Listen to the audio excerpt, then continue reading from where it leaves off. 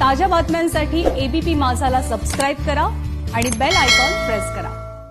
स्फूर्तीस्थळ जपली तर समाजाला ते दिशादर्शक ठरतं आणि म्हणूनच परदेशामध्ये महान व्यक्तींच्या छोट्यातल्या छोट्या देखील आठवणी जपल्या जातात आणि त्या लोकांच्या सहवासाने कायम गजबजलेल्या असतात।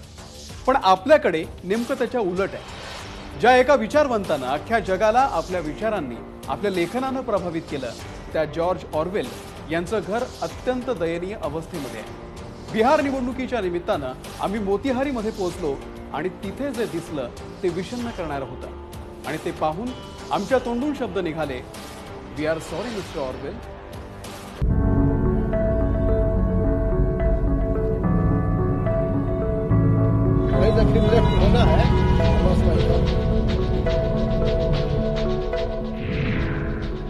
हा रस्ता जगप्रसिद्ध लेखक पत्रकार जॉर्ज ऑरवेल यांच्या जन्मस्थळाकडे जातो।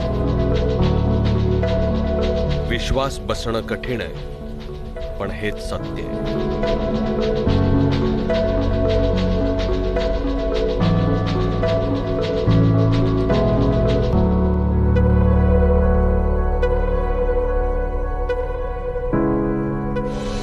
चिंचोळ्या गल्ल्या आणि घाणीतून वाट काढत आल्यानंतर तुमच्या स्वागताला ही इमारत असते।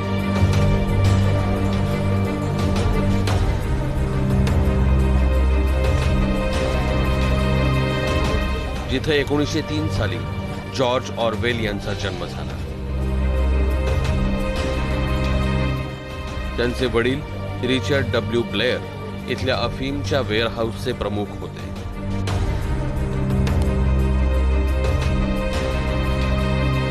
खरं तर या घरात काही कुटुंब राहायची। इथं ऑरवेल यांचा जन्म झाला होता हे त्यांच्या गावीही नव्हतं।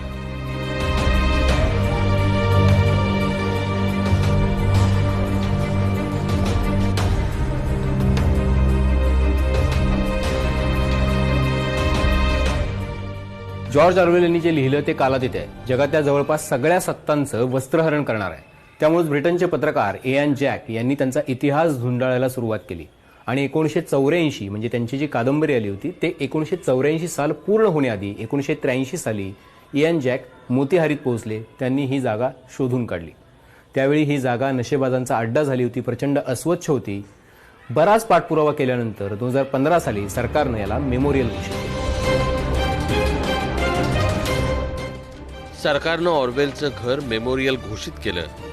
60 लाखांचा निधी दिला, काम सुरू झालं आणि थोड्याच दिवसात ऑरवेल यांच्या घराचं रूप बदललं।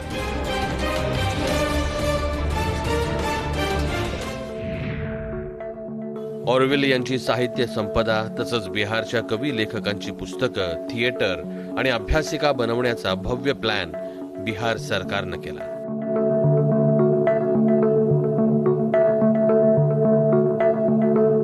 दोन 2015 साली मुख्यमंत्री नितीश कुमार यांनी ऑरवेल मेमोरियलची घोषणा केली। 60 लाखाचा निधी दिला, 2.5 एकर जागा सुद्धा संपादित झाली। काम सुरळीत सुरू झालं, घराची दुरुस्तीही झाली। आता सगळंच नीट होणार असं वाटू लागलं। तितक्याच आरजेडी आणि जेडीयूचं गव्हर्नमेंट पडलं। त्यानंतर सत्तेत भाजप आलं आणि मोतीहारीचेच प्रमोद कुमार सांस्कृतिक मंत्री झाले आणि त्यानंतर या कामाला पूर्णपणे ब्रेक लागला। आणि कारण होतं एका इंग्रजी लेखकाचा इतका उदो उदो कशाला। 3 साल में ये सारा मकान तोड़ ताड़ के ये किस तरह ये घर को हम लोग बचाए हुए हम ही जानते हैं, नहीं तो ये भी तोड़ ताड़ के ले जाता है। इसका खिड़की और दरवाजा सब तोड़ ताड़ के ले गया। ये इतना बढ़िया से इसको रिनोवेट किया गया था, सब खत्म कर दिया गया। यहाँ सब ड्रग माफिया इन लोगों का अड्डा बना हुआ है। यहाँ दारू पीना, नशा करना, ये दिल्ली का इन लोगों का सेफ जोन है। ऑरवेल यांचं मेमोरियल जपलं गेलं असतं तर अभ्यासकांसाठी आणि पर्यटकांसाठी हा ठेवा झाला असता, पण तसं झालं नहीं।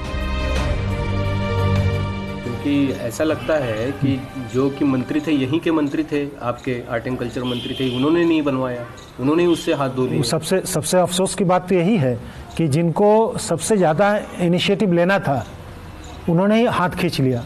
क्योंकि वो चाहते तो आज ये रमणीक स्थान हो जाया करता था, लेकिन हो नहीं पाया। अभी वेरी रिसेंटली उन्होंने एक प्रपोजल मंगवाया जो कि हम लोग बना के दिए डिस्ट्रिक्ट एडमिनिस्ट्रेशन के थ्रू, लेकिन तब तक टेन्योर ख़त्म हुआ, इलेक्शन भी का ये भी माहौल भी आ गया, तो हमको लगता है वो अब पेंडिंग में चला गया। अब नेक्स्ट गवर्नमेंट किसकी आ रही है और उस पर डिपेंड करता है कि हम लोग क्या करें। अगर आप बताना चाहें तो मैं एक सवाल पूछना चाहूँगा कि ये बाउंड्री वॉल के बाजू में सत्याग्रह पार्क बनता है, उसका मरम्मत होता है, वो ठीक चलता है, जो कि कोई संबंध नहीं है गांधी का, ये ऑरवेल का नहीं बनता है, ये किसका इंटेंशन था? ये देखिए, ये तो सही में दुर्भाग्य की बात है। मोतीहारी जसं ऑरवेलचं जन्मस्थान तसं गांधींची सत्याग्रहाची प्रयोगशाळा. चंपारणचा सत्याग्रह आणि गांधींवर झालेली कोर्ट केस यामुळे ही जागा ऐतिहासिक बनली आहे. जॉर्ज ऑरवेल यांची जन्मभूमी आणि गांधीजींची कर्मभूमी बिहार राहिली आहे, हे एक महत्त्वाचं साम्य आहे. चंपारणच्या सत्याग्रहानंतर गांधीजींना महात्मा म्हणून देशात मान्यता मिळू लागली होती. गांधीजींनी जुलमी आणि अन्यायी सत्तेविरोधात आवाज उठवला, तेच काम ऑरवेलनेही केलं. गांधीजींनी अहिंसक जनांदोलन उभं केलं आणि ऑरवेलनी सदा सर्व काळ लागू राहील असं साहित्य कागदावर उतरवलं. ये मेंटेनेंस नहीं है और इसकी देखरेख नहीं हो पा रही है.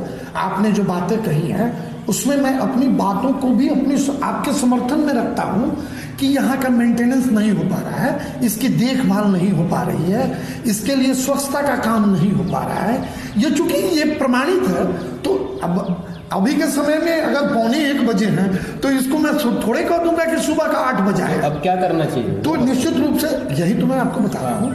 ये वर्तमान की सरकार ने जो DPR बनाई है प्लान के लिए, जैसा कि बड़े भाई साहब ने, मुखर्जी भैया ने बताया है आपको, इसका एक विधिवत प्लान बना है कि कैसे हम इसको वेल डेवलप करेंगे.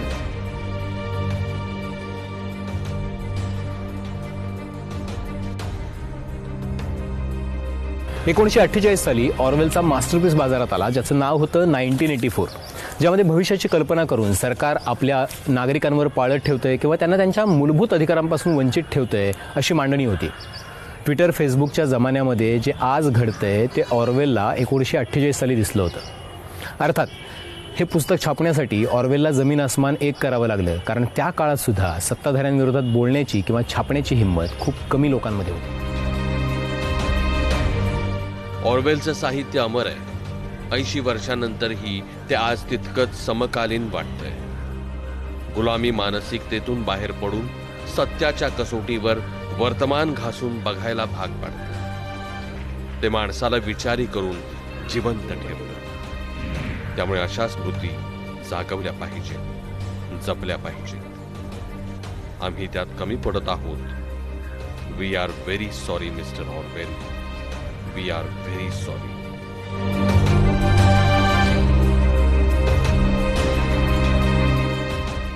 अभिजित करंडे, ABP माझा, मोतीहारी.